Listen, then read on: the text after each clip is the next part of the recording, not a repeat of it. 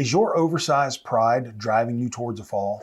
Well, in this episode, we're going to share the steps we take to right-size our pride as we walk out a recovery journey.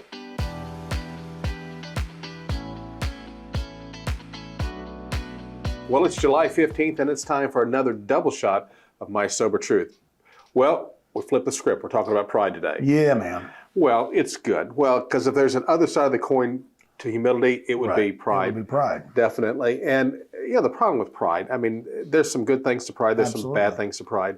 But the pride we're talking about, obviously, is the bad kind. And those oversized, overblown, ill-placed pride in ourselves, our accomplishments, our way of life, that kind of set us up for a fall. Right. I've got this attitude in that situation. And so we know a lot of people that walk into recovery, they have this attitude because they've been trying it for so long. Right. And one of the things they got to do to get in check first is their pride. Yep.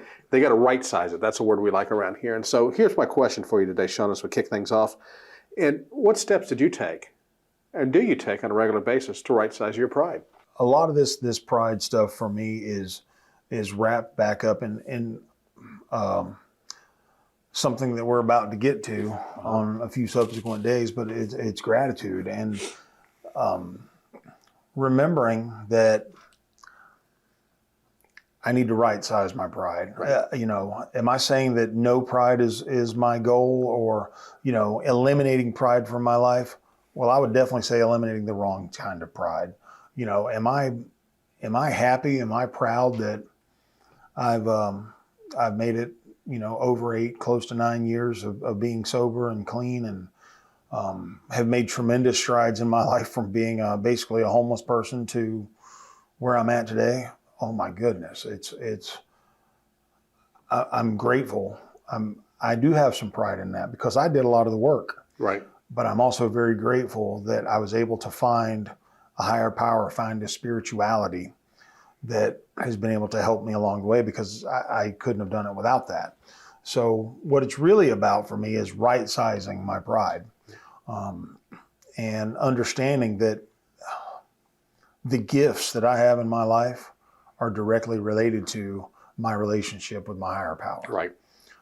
The gifts that in my life, my gifts, my innate abilities, the things that I have that make me a little different from everybody else, that allow me to do certain things well, maybe some other things not so well. Mm-hmm. But those gifts are all a product of my higher power. Right.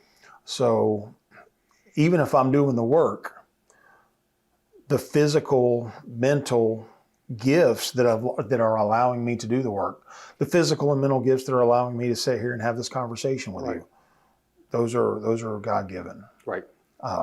I didn't get those by myself. Now I can do work to refine those and get better at them.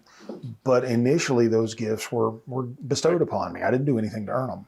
So remembering that, and remembering that staying right-sized and being humble, all of that helps lead to a better spiritual life for me. Staying in touch with my higher power and what I believe my higher power wants from me and for me is it's really the way that just makes my life go easier. I have a pretty firm grasp on what I believe my higher power wants from me. I believe my higher power wants me to help other people. I got you. Yeah. If I'm trying to be of service to my fellow man, it has been proven to me time and time again that my life is going to be okay. Right. I'm going to be all right. I'm going to have some ups. I'm going to have some downs. Those are mostly due to my own perception anyway. The truth is I'm going to be, I'm going to have a place to sleep. I'm going to have something to eat. I'm probably going to be okay. Right. So with that being said,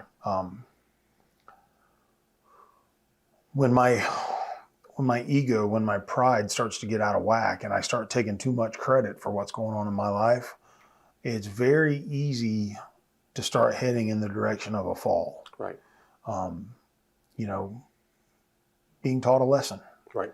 And whether that's my higher power teaching me a lesson, or whether that's the spirituality of it all teaching me a lesson, or just my own failings as a human being teaching me a lesson. I get taught a lesson. I get taught a lesson one way or the other. Sometimes it's a good lesson, sometimes it's a not so good lesson.